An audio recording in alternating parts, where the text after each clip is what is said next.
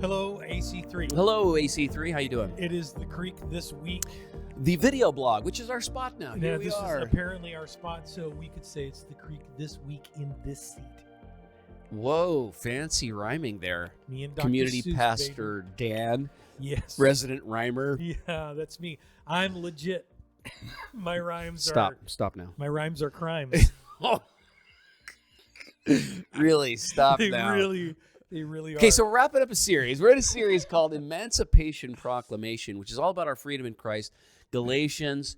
Dan will be wrapping it up. So I just talked about basically what it means to be free from the law, and not as simple as you'd think, an idea.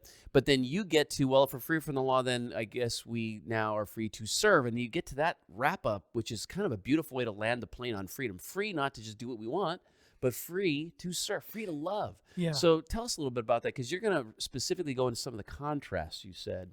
Yeah, you know, the last two chapters of Galatians, Paul the thing is absolutely replete with this versus that. And he uses some words that are synonyms. Like he talks about the flesh and the law, you know, are kind of the same thing, that they're connected. And there's a really interesting phrase that really caught my attention, and we'll talk more about this. But he contrasts circumcision and uncircumcision, which in this setting really means obeying the law or disobeying the law. Right. It's not about it. It means that whole package of obedience or disobedience to the law is contrasted not against each other, but those two things are contrasted with grace, with freedom. Right. So it's this really interesting thing. We're going to unpack the idea that commitment to law, whether it's obedience or disobedience to the law, is contrasted with this freedom in Christ, which is a different kind of freedom altogether. Yeah, it is. It's like what we've said a lot about the law. The law was out here telling us, A, that we weren't measuring up to it, so it was in some sense a mirror, but also pointing to the holiness and perfection of God. But there it was, just sort of like doing nothing much but condemning us. Right. Whereas what we needed was something inside, something that would bring the law here and that would literally change us from the inside out, so that now we're internally motivated to live into this thing that formerly was just out there pointing the bony finger of condemnation at us, or arousing, like you said, our flesh to make us worse than we were before there was law. Paul says elsewhere in the New Testament, it's like, I didn't know what it was to covet until the law came along and told me not to covet, right? The law made us worse in some sense. Yeah, so he's really contrasting the law, whether the law is working or not. Yeah. This is not finally what God has created us for. This is finally not the thing that brings completion to life and intimacy with God. It's the transforming work of God in us. So we're not just simply obedient to an external set of rules. We are different. And you can see this again in the New Testament and with several writers, not just Paul.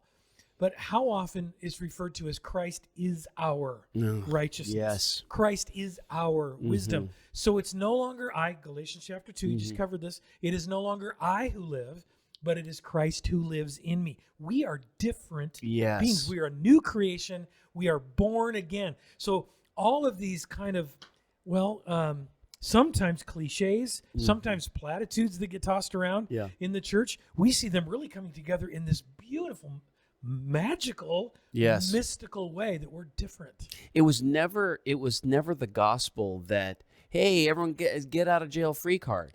It's such a terrible dumbing down of the essence of it. It's this, what you just said, is to be born again, to be utterly transformed from the inside out. So that, yes, my prior record is obliterated. The sin that was marked against me is gone, subsumed in the cross.